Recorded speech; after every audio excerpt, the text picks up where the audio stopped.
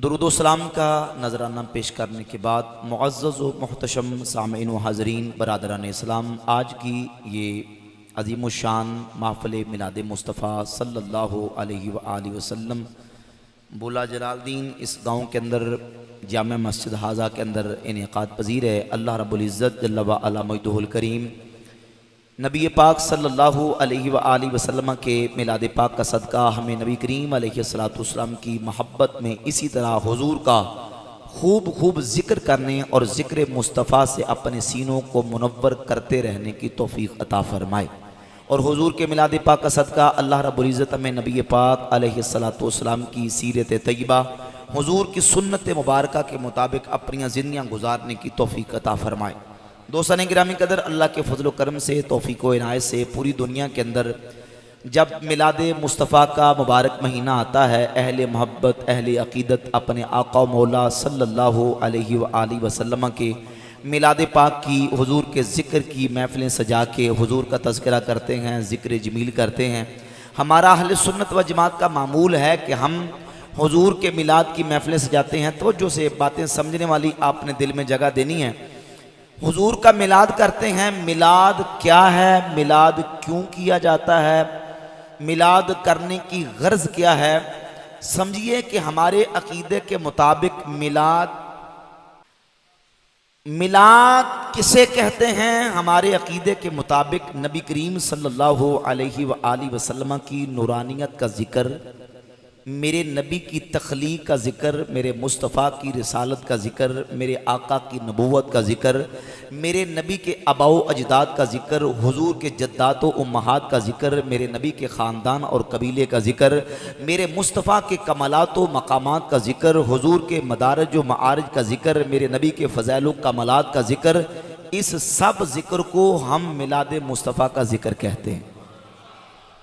तस्मियतुल कुल्ली बिस्मिल जुज़, हुजूर की सारी सीरत, जब हम सीरत मुस्तफ़ा की बात करते हैं तो हुजूर की सीरत का पहला बाब मिलाद मुस्तफ़ा का बाब है। मुखालिफीन अहले सुन्नत के वो कहते हैं तुम सीरत की कॉन्फ्रेंस कर लो, तुम सीरत का जलसा कर लो, सीरत मुस्तफ़ा की महफिल करो, तुम मिलाद की महफिल क्यों करते हो?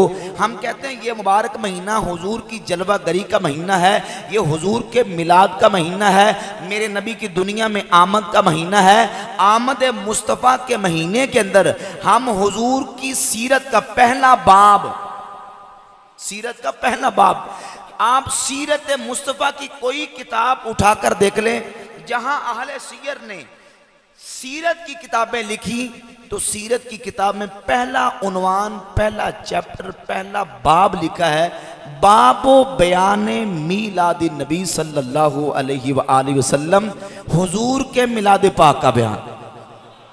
जरा मोहब्बत से कहिए सुभान अल्लाह। हुजूर के मिलाद पाक का बयान। हुजूर दुनिया में आए, किस महीने तशरीफ लाए, किस दिन तशरीफ लाए, किस तारीख को तशरीफ लाए, किन शानों के साथ तशरीफ लाए, किन अजमतों के साथ आए।